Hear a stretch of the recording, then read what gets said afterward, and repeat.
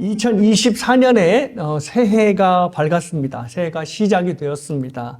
하나님께서 올 한 해 여러분에게 정말로 크신 복으로 부어주시기를 주님의 이름으로 축복합니다. 새해가 되면 저 화면에서 보시는 것처럼 우리가 어김없이 나누는 인사말이 있습니다. 그것이 바로 새해 복 많이 받으십시오라고 하는 말인데요. 우리가 저 말을 할 때마다 항상 하는 말이 있죠. 한국 사람만큼 복을 좋아하는 민족이 없다라는 말을 합니다. 우리가 복을 얼마나 좋아하냐면 날마다 이렇게 밥을 수저로 먹지요. 그런데 그 수저들 보면 지금 여러분이 갖고 계신지 모르겠는데 옛날 수저들 보면 수저에 뭐라고 써 있죠? 복. 그러니까 우리는 밥을 먹을 때마다 복을 함께 먹는 그런 민족이 되는 겁니다. 그러니까 우리 한민족만큼 이렇게 복을 좋아하는 민족도 없을 거라 생각합니다. 그런데 한민족뿐만 아니라 모든 사람들이 bless you라고 하는 영어만 생각해 봐도 하나님께 믿든 믿지 않든 복을 받는 걸 상당히 좋아한다는 것 알 수 있습니다. 우리가 그렇게 원하는 복은 각 민족이나 또 여러 사람이나 봐도 내내 한 가지인 것 같습니다. 그 복은 뭐냐 하면 올해도 삶에 큰 위기 없이 큰 우환 없이 평탄했으면 좋겠다라고 하는 저 말을 복 많이 받으십시오라고 하는 말로 서로 인사를 하지 않을까 생각해 봤습니다. 새해 복 많이 받으세요라고 하는 말에는 올해도 아무런 걱정이 없고 우환이 없는 한 해가 되시길 바랍니다 라고 하는 뜻이 그 안에 담겨 있을 것이라 믿습니다. 자, 그런데 그 인사를 받고 있는 우리 모두가 이미 잘 알고 있듯이 올해도 우리에게 아무런 우환이 없는 평탄만이 있지는 않을 것입니다. 목사님이 새해부터 이렇게 초를 치나 하고 말씀을 하시겠는데, 생각하시겠는데, 이미 제가 꼭 이런 말을 드리지 않아도 우리가 살아온 경험상, 항상 우리가 맞이하는 한 해는 여러 가지 일들로 가득했지 않겠습니까? 그러니 여전히 우리를 마음 졸이게 하고 또 우리를 기독해 만드는 그 일들이 올 한 해도 우리를 기다리고 있을 것이고 또 그것을 가지고 또 우리는 씨름하며 올 한 해를 살게 될 것입니다. 그래서 우리에게 중요한 것은 올 한 해에 우리에게 어떤 우환이 있을 것이며 이것이 어느 정도 클 것이냐 작을 것이냐의 문제가 아니라 우리에게 있는 여러 가지 어려움들을 어떻게 믿음으로 바라보고 또 해석하여서 이것을 저와 여러분의 삶에 적용하느냐가 우리에게는 가장 중요한 문제가 되는 것입니다. 그래서 오늘 본문을 통하여서 우리가 고난을 어떻게 해석하고 또 그 고난을 어떻게 신앙적으로 삶에 적용할 것인가를 한번 좀 상고해 보고 또 생각해 보도록 하겠습니다. 오늘 본문에 등장하는 그 주인공 야곱은 그야말로 우여곡절의 인생을 살았다고 해도 과언이 아닐 것입니다. 이 사람은 날 때부터 그렇게 편안하게 태어나질 않았습니다. 형보다 먼저 태어나기 위해서 이 복중에서 싸움을 시작한 사람이 바로 야곱이었고 끝내 그 복중의 싸움에서 져서 형의 발꿈치를 잡고 태어난 사람이 바로 야곱이었습니다. 보통 사람들이 태어날 때 빈손으로 태어났다가 빈손으로 간다고 얘기하지 않습니까? 근데 야곱은 어떤 분이 말하기를 야곱은 태어날 때 빈손이 아니었다. 그 손에 뭐가 있었다? 형의 발뒤꿈치가 있었다라고 말하는 만큼 야곱은 정말 태어나면서부터도 독특한 방식으로 태어나게 된 것입니다. 그리고 태어나서도 형만을 편애하는 아버지와 항상 다투고 아버지의 이목을 사로잡기 위해서 항상 평탄치 않은 우환적인 삶을 살아야 했고요. 또 장자에게 주어지는 축복을 가로채 결국은 형한테의 미움을 받아서 집에서 도망쳐 나가 삼촌 라반 집에 살아야 하는 그런 시간도 겪었습니다. 그리고 자기보다도 더 지독한 삼촌을 만나서 무려 20년간을 살게 되었으니 정말로 우환 그 자체인 인생을 산 것입니다. 오늘 본문의 배경은 바로 야곱의 인생이 그렇지 않아도 우환 많은 인생에서 제일의 위기를 경험하고 있을 바로 그때였습니다. 자, 지독한 삼촌 밑에서 20년을 일하면서 그야말로 혹독한 시간을 보냈습니다. 근데 하나님께서 야곱을 축복하여 주심으로 인하여서 4명의 부인과 그 4명의 부인이 낳은 11명의 아들들, 그리고 수많은 가축들을 이제 거느리게 되었습니다. 이것을 시기한 삼촌 라반이 야곱을 쫓아오면서 위협을 했지만 하나님께서 라반의 꿈에 딱 나타나셔서 야곱을 건들지 말라라고 분명히 경고를 하셔서 그러니까 라반이 야곱을 감히 어찌할 수가 없었습니다. 그래서 그냥 언약만 맺고 야곱이 야곱의 갈 길을 보내주었던 거죠. 이렇게 해서 라반과의 갈등이 하나님의 개입으로 인하여서 완전히 이제 해결돼서 이제 야곱이 한 고비를 넘겼구나 이렇게 이제 생각을 하게 되었습니다. 그런데 여러분이 아시다시피 야곱 앞에 더 큰 고난이 이제 야곱을 기다리고 있었던 것입니다. 고향의 땅, 이제 하나님께서 그들 조상들에게부터 약속한 그 땅에 이제 들어가서 살아야 되는데 그 땅에 누가 살고 있죠? 그 형 에서가 살고 있습니다. 그래서 이제 고향에서 살기 위해서는 이 에서와의 껄끄러운 관계를 해결해 놔야 합니다. 자, 야곱이 이제 믿음의 아내를 얻겠다고 하는 명분을 가지고 집에 나와서 삼촌 라반 집으로 하란으로 갔지만 사실 실상은 에서의 살기를 피하기 위해서 집을 떠나서 삼촌 집으로 간 것이죠. 그러니 반드시 집에 다시 고향으로 돌아왔을 때는 이 에서와의 문제가 해결된 상태에서 고향에 살 수 있는 것입니다. 20년이라고 하는 시간이 지났지만 여전히 에서가 야곱에 대해서 칼을 갈고 있다면 야곱은 그동안 20년 동안 읽은 모든 것을 송두리째 다 날리게 될 것입니다.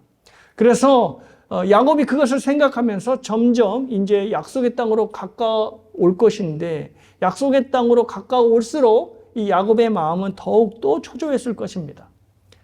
자, 그래서 야곱이 누구입니까? 항상 철두철미하게 계획을 세우고 그 계획에 대해서 실행하는 사람이죠. 자, 에서를 만날 것을 딱 생각하고 이제 야곱이 계획을 세우기 시작합니다. 먼저 에서에게 보낼 대사를 뽑아서 많은 가축들을 예물로 고르고 그 대사들과 함께 예물을 보내게 됩니다. 14절과 15절에 이제 그 수가 나오는데요.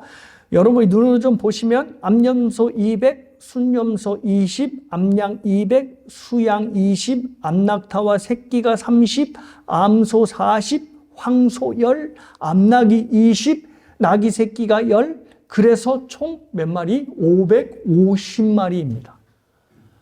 그러니까 이것은 왕에게 보내는 예물이라고 봐도 전혀 손색이 없을 정도로 엄청난 수의 가축을 예물로 골라서 보낸 것입니다. 그리고 자신의 예물의 대사들에게 이제 자신의 메시지를 담아서 이제 전하게 되는 것이죠. 그것이 바로 이제 4절, 5절입니다. 자, 뭐라고 얘기하냐면 그들에게 명령하여 이르되 너희는 내 주 에서에게 이같이 말하라. 주의 종 야곱이 이같이 말하기를 내가 라반과 함께 거류하며 지금까지 머물러 있었사오며 내게 소와 나귀와 양떼와 노비가 있으므로 사람을 보내어 내 주께 알리고 내 주께 은혜 받기를 원하나이다 하라 하였더니, 자, 이렇게 이제 전가를 보내는데요.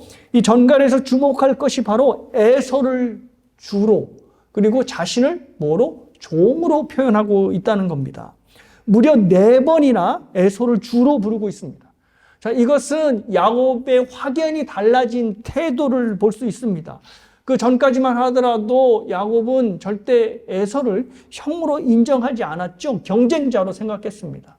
그래서 틈만 있으면 어떻게 하면 이 형보다 앞세워서 이 장자에게 내려오는 모든 축복을 내가 가질 수 있을까를 생각했지 절대로 에서를 주로 생각하지 않았다는 거죠. 그런데 지금은 어떻게 해요? 그 시간 동안에 에서를 형으로, 심지어 자신의 주로 물론 이 주는 뭐 좀 이게 과장된 표현이긴 하겠지만 아무튼 에서를 분명히 자기보다 높은 자로, 높은 권위자로 형으로 인정하기 시작했다는 것입니다.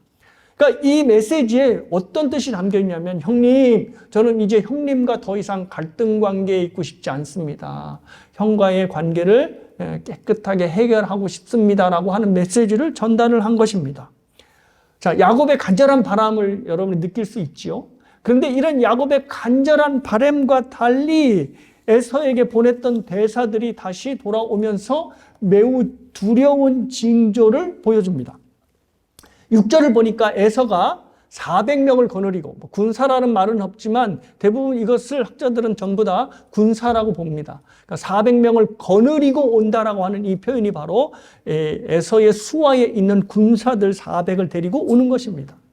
그러니까 사실 대사를 보냈으면, 그렇죠? 에서도 역시 대사를 보내서 야곱에게 이야기하는 것이 원래는 맞는 맞는 상례인 것 같은데, 대사를 보냈는데 대사를 보내지 않고 에서가 무려 400명 군사를 거느리고 온다고 하니, 이것은 필시 야곱이 생각하기에 나와 내 가족 전부를 물살시키려고 오는 것이구나 라고 생각을 할 수밖에 없는 것입니다. 그러니 어떻게 됩니까?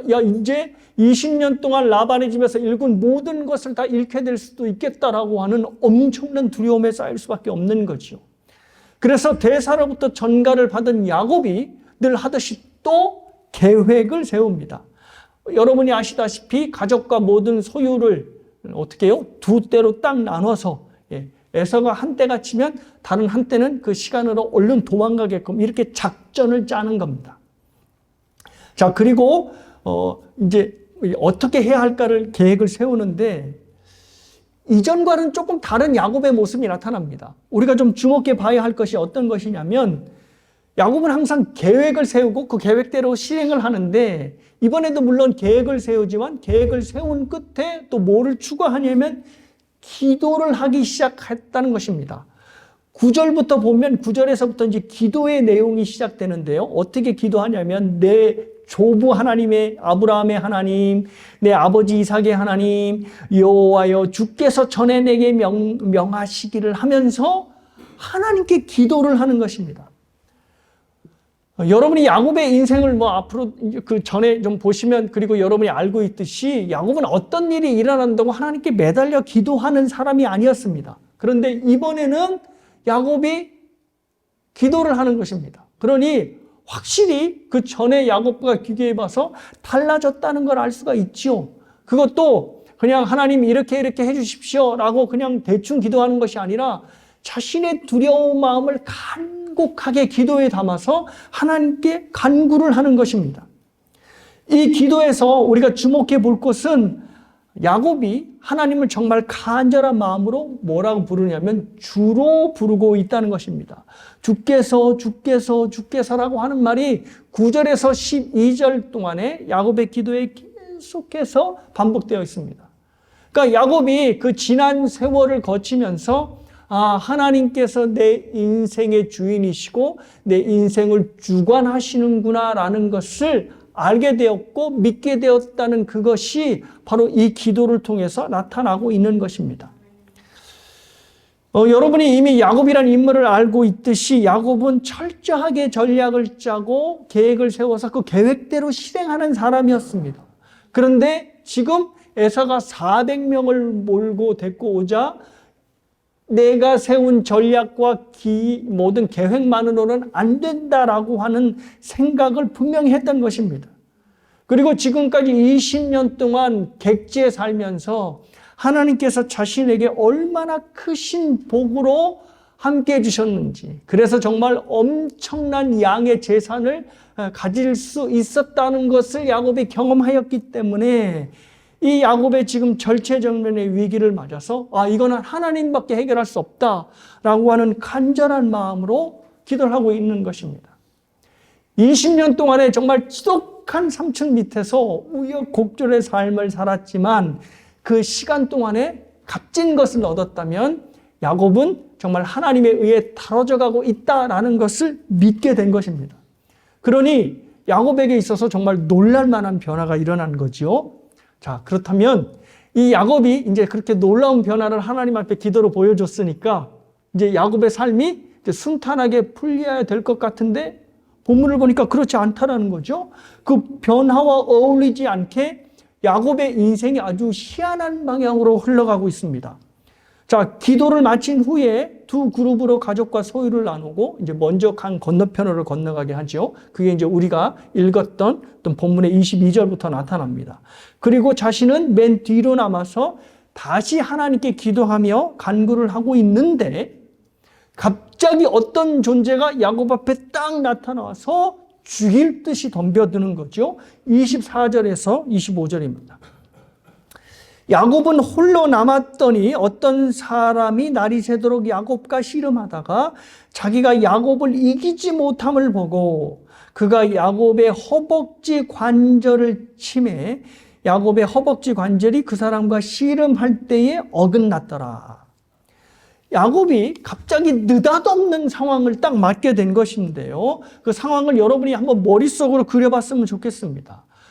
에서가 군사 400을 이끌고 거닐고 온다는 말에 겁을 잔뜩 집어먹은 야곱이 소유와 가족을 두 떼로 나누어서 흐트렀습니다. 그리고 정말로 두려운 마음에 간절히 하나님 앞에 기도하고 있는데 갑자기 어떤 이가 딱 나타나더니 야곱에게 씨름을 거는 것입니다. 근데 본문에는 씨름이라고 되어 있는데 이거는 뭐 삿바 대 삿바를 딱 잡고 대등하게 경기를 하는 것이 아니라 본문의 내용을 보면 이미 알고 있듯이 일방적으로 야곱이 두들겨 맞는 그런 씨름이었습니다. 그러니 야곱이 얼마나 정신이 없었을까요? 느닷없이 이제 에서한테 죽을지도 모르겠구나라고 하는 생각을 들었는데 갑자기 낯선 존재가 나타나더니 자기를 죽일 듯이 달려드니 야, 이거 에서한테 죽기 전에 먼저 이 사람한테 죽겠구나라고 하는 생각을 분명히 했을 것입니다. 그래서 살기 위해서 정말 정먹던 힘도록 애를 쓰고 있는데 가만히 보니 이게 사람이 아니고 하나님인 것을 알게 되었던 거죠. 그래서 젖먹던 힘을 다해서 하나님을 붙들고 늘어지면서 하나님을 놔주지 않는 겁니다. 그러자 하나님께서 야곱의 허벅지 관절, 그러니까 이것을 그전 성경에서는 뭐라고 하죠? 환도뼈를 쳐서 쩔뚝거리는 불구로 만든 것입니다. 이것이 이제 오늘 본문에서 씨름하는 내용의 주된 내용인데 이것을 생각하면 생각할수록 좀 이상합니다. 아니, 절체절명에 처해 있는 야곱을 구해주시지도 못할 망정 하나님이 나타나셔서 아주 죽을 것 같이 달려드니 왜 하나님이 그런 식으로 야곱을 대우하시지라는 생각이 드는 겁니다. 왜 괴상한 씨름을 야곱과 벌리셔서 도대체 야곱에게 뭘 알려주시기 위하여서 도대체 납득이 안 가는 씨름을 벌이고 있나라는 생각이 드는 거죠. 야곱은 지금까지 자신의 복을 방해하는 사람들과 쭉 씨름을 하는 인생을 살았습니다. 복중에서부터 장자의 자리를 차지하기 위해서 형 에서와 씨름을 해야 했고요.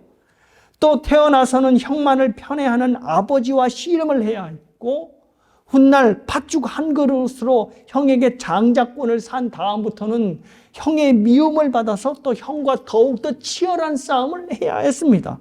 그리고 그게 절정에 달아서 아버지를 속이고 에서한테 갈 장자의 축복권을 빼앗은 다음부터는 살기 등등한 형 에서를 피해서 고향을 떠나야만 했습니다.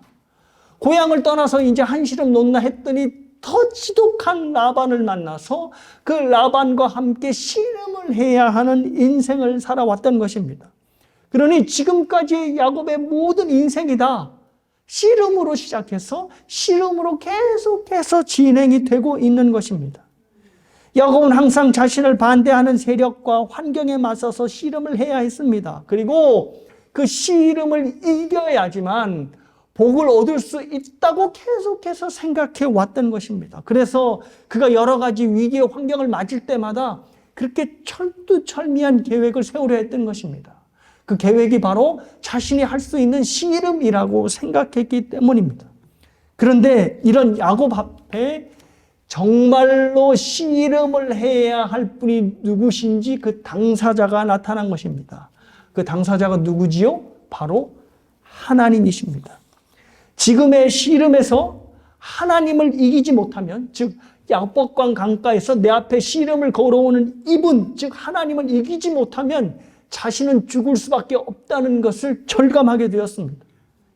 이대로 있다가는 맞아 죽게 생겼다라는 것이죠. 그래서 필사적으로 하나님을 이기려 달려들었던 것입니다. 24절을 보면 야복강에 홀로 남은 야곱에서 이 야곱이 씨름을 하려 먼저 시작한 것이 아니라 하나님께서 먼저 야곱에게 달려들어서 그 씨름이 시작됐다는 걸 알 수가 있습니다.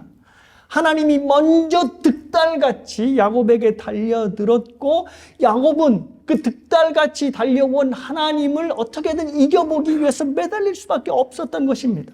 필사적으로 저항을 했던 것이죠. 근데 여러분이 알다시피 그 야곱이 싸워야 되는 분이 누구시죠? 하나님이시니 야곱이 무슨 수로 하나님을 이기겠습니까? 그러니 이 씨름은 처음부터 야곱에게 있어서 상대가 되지 않는 씨름이었습니다.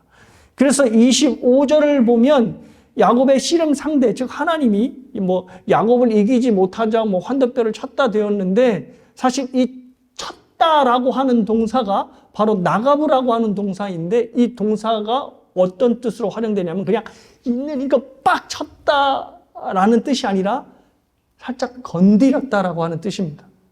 그래서 영어 성경에 보면 대부분의 영어 성경이 이 단어를 뭐로 번역했냐면 touch라고 번역했습니다.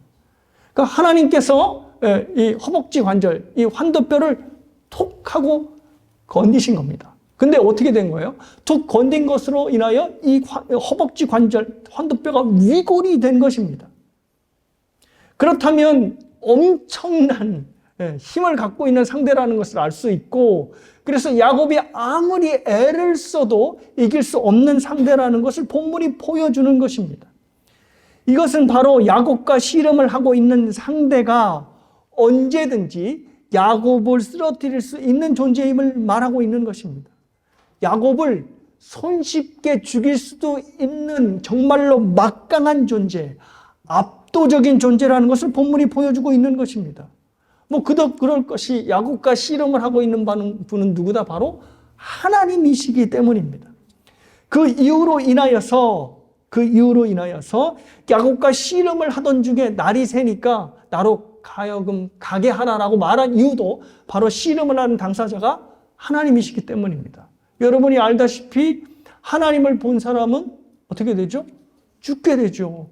그래서 날이 밝아서 야곱이 하나님의 얼굴을 보는 순간 죽을 수밖에 없는 것입니다. 그러니 날이 밝아서 야곱의 하나님의 얼굴을 보기 전에 빨리 하나님께서 야곱 앞에서 사라지셔야 됩니다. 그래서 힘에 밀려서 할 수 없이 나를 떠나가게 하라 말한 것이 아니라 야곱에게 생명을 주시기 위하여, 야곱을 살게 하기 위해서 나로 가게 하라라고 말씀을 한 것입니다. 그렇다면 정리해보죠. 이 씨름은 처음부터 야곱이 이길 수 없는 씨름이었고 야곱이 질 수밖에 없는 싸움이었습니다.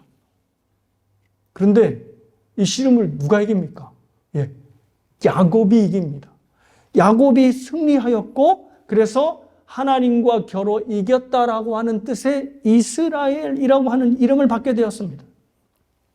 그렇다면 야곱이 승리한 것은 야곱이 정말 최선의 힘을 다하여서 하나님으로부터 승리를 빼앗아오고 승리를 쟁취한 것이 아니라 하나님께서 야곱에게 승리를 주시고 부여한 것임을 알 수가 있습니다.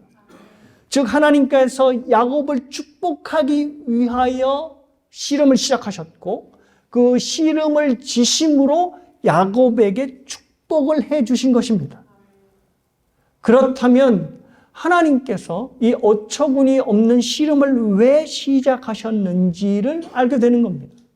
이 씨름을 통하여서 비록 저주는 시험이었지만 이 씨름을 통하여서 야곱이 진정 누구와 씨름을 해야 하는지 그 씨름의 대상을 알려주신 것입니다.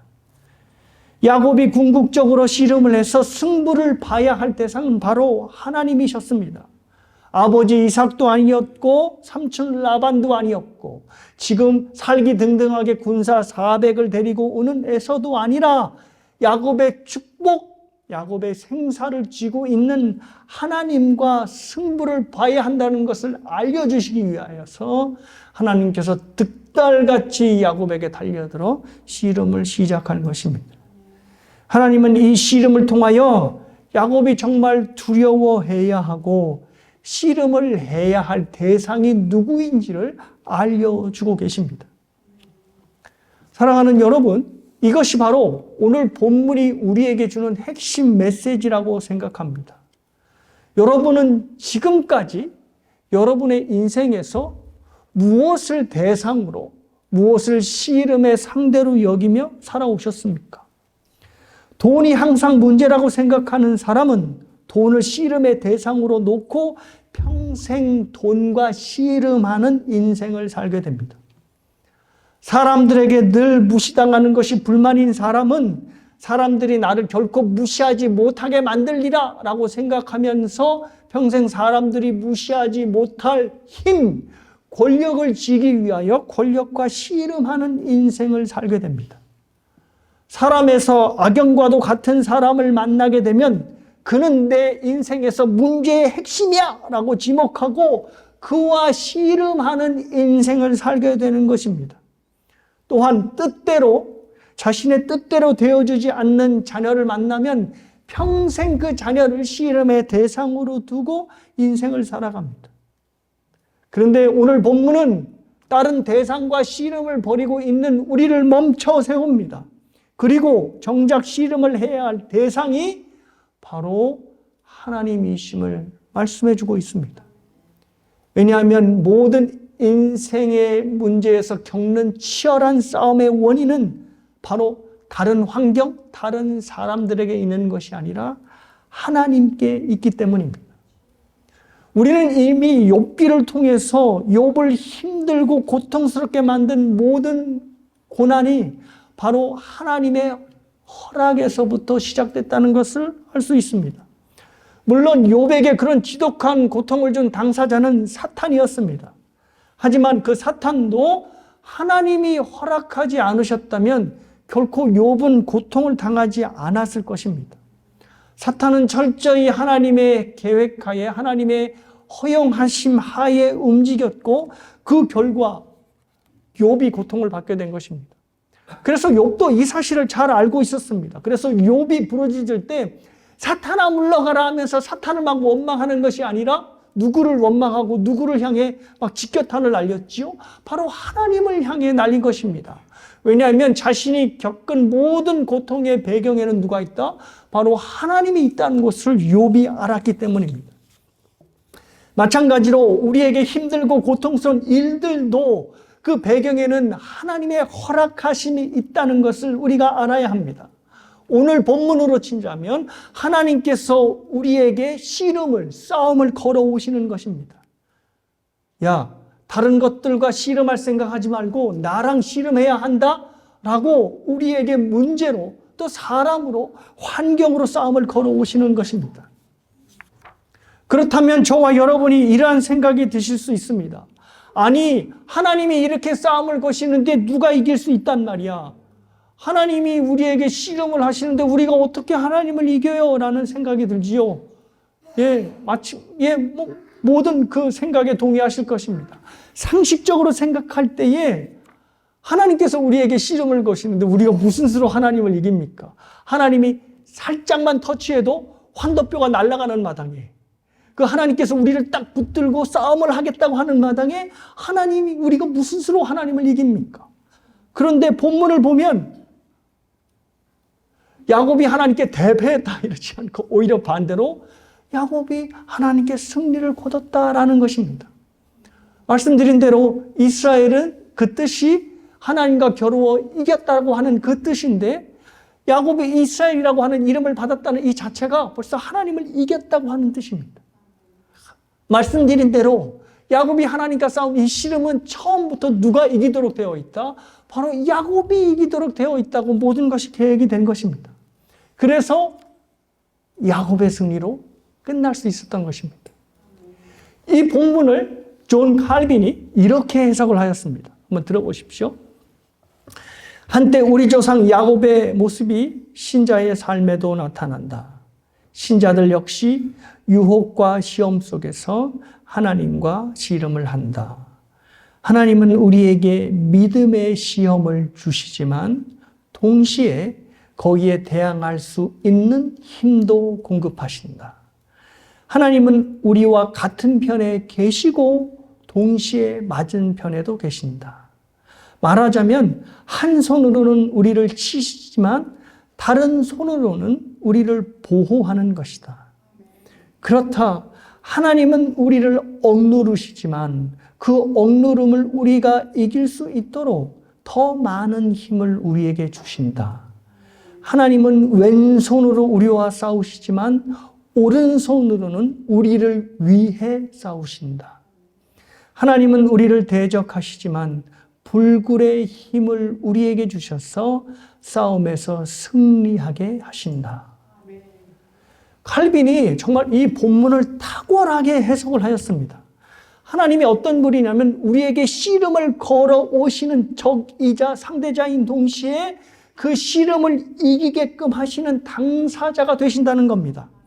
때문에 하나님은 우리에게 시험을 주는 동시에 그 시험을 이길 힘도 우리에게 주신다는 겁니다. 그래서 하나님은 야곱에게 씨름을 거시는 분인 동시에 야곱에게 승리를 주시는 분도 되시는 것입니다. 그러니 저와 여러분이 하나님을 어떻게 이겨요? 라고 말할 것이 아니라 하나님을 이길 수 있게 되는 것입니다. 사랑하는 여러분, 다시 질문합니다. 여러분은 지금까지 무엇과 씨름하며 사셨습니까? 그리고 여러분의 인생에서 그 씨름의 대상은 누구였습니까? 오늘 본문은 분명하게 저와 여러분이 하나님과 씨름을 해야 함을 말씀하고 있습니다. 설교의 제목처럼 하나님과 씨름하는 인생을 저와 여러분이 살아내야 하는 것입니다. 삶에서 돈이 문제를 일으킨다면 돈과 씨름할 생각하지 말고 누구랑 씨름해야지요? 하나님과 씨름을 해야 합니다. 왜냐하면 하나님께서는 모든 물질의 공급자가 되시기 때문에 한 푼이라도 더 벌려고 돈과 씨름할 생각하지 말고 그 물질의 공급자가 되시는 하나님과 씨름을 해야 하는 것입니다. 자녀가 신앙은 없고 자기 멋대로 자기가 옳다고 생각하는 대로 살고 있다면 자녀와 함께 씨름할 생각하지 말고 누구와 씨름해야 됩니까? 하나님과 씨름해야 합니다.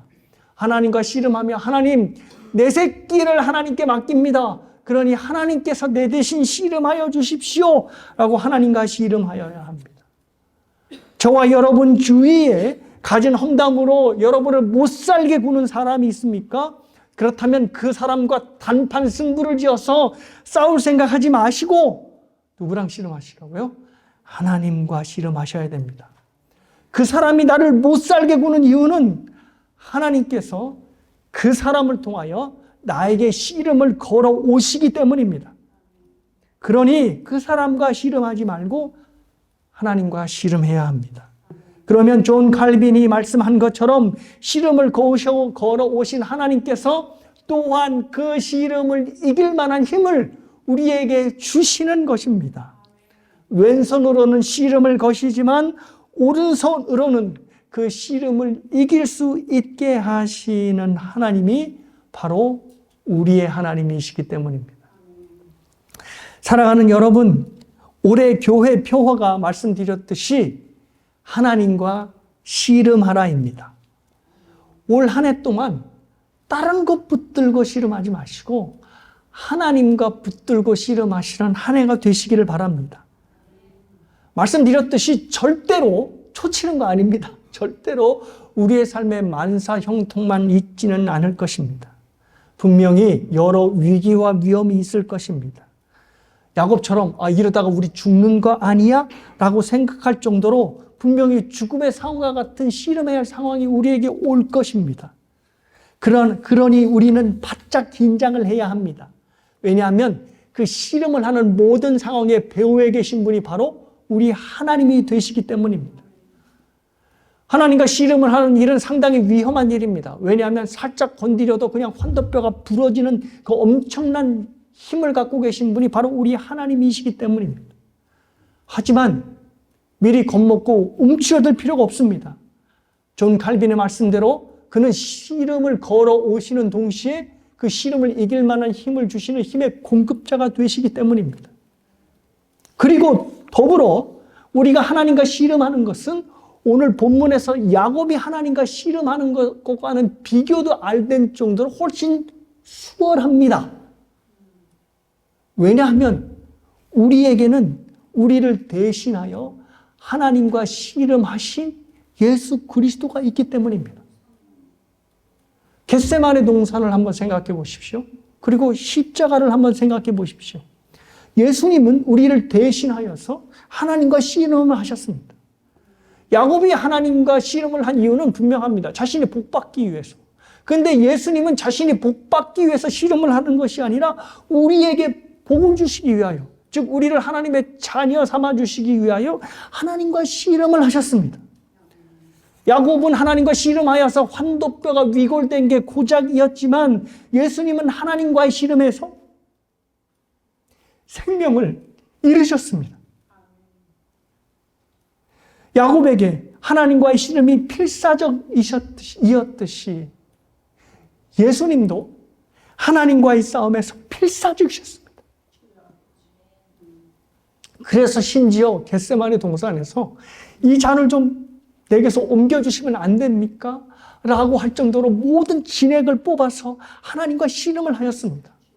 그럼에도 불구하고 예수님은 하나님에게서 물러서질 않았습니다. 그리고 결국 죽기까지 하셨습니다.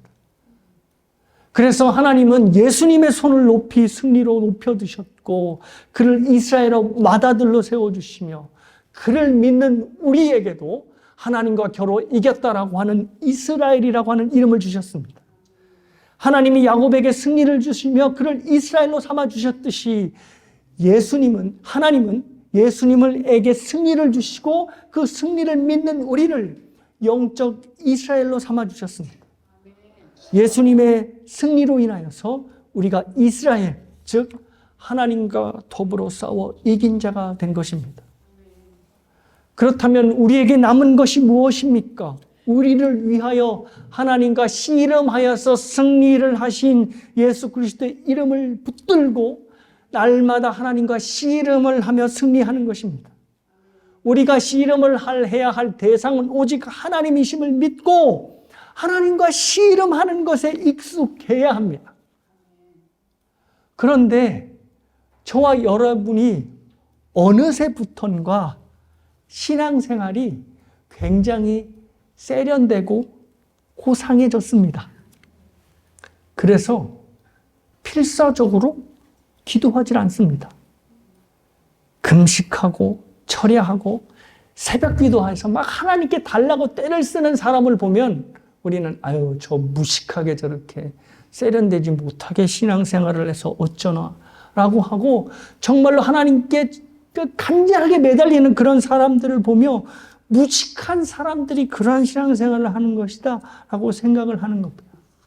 그래서 그렇게 간절하게 기도하여서 하나님께서 내게 응답을 주셨다라고 하는 말을 들으면 속으로 이렇게 비꼬지요. 우리가 무슨 복 받기 위해서 신앙생활을 하는 줄 알아? 우리는 그렇게 기복적으로 신앙생활을 하지 않아 라고 그 사람의 간증을 업수히 여기는 것입니다. 사실 제가 그랬거든요. 기도는 하나님과 대화를 하는 것이지 뭐 그렇게 달라고 매달리는 것 아니다. 하나님께서 너희는 먼저 그의 나라와 그의 의를 구하라 말씀하셨으니 그냥 고상하게 대화하듯이 하나님께 자신의 문제는 산적해 있는데도 그것은 다 놔두고 절박하지도 않고 세련되게 다리 꽂고 앉아서 그냥 기도하는 것입니다. 그러면 뭐가 문제가 되는지 아십니까? 기도 자체를 안 하게 된다는 게 문제입니다. 하나님께 대화로 나아가며 기도하는 사람들 중에 그렇게 간절하게 기도하는 사람을 별로 보지를 못했습니다. 그러니 하나님께 간절하게 기도하는 것이 없어지고 간절히 기도하여 응답받은 경험도 없어지니 점점 하나님을 향한 의뢰와 신뢰 믿음도 약해지는 것입니다. 그래서 우리에게 어느덧 저 사진의 모습이 점점 없어지고 있는 것입니다.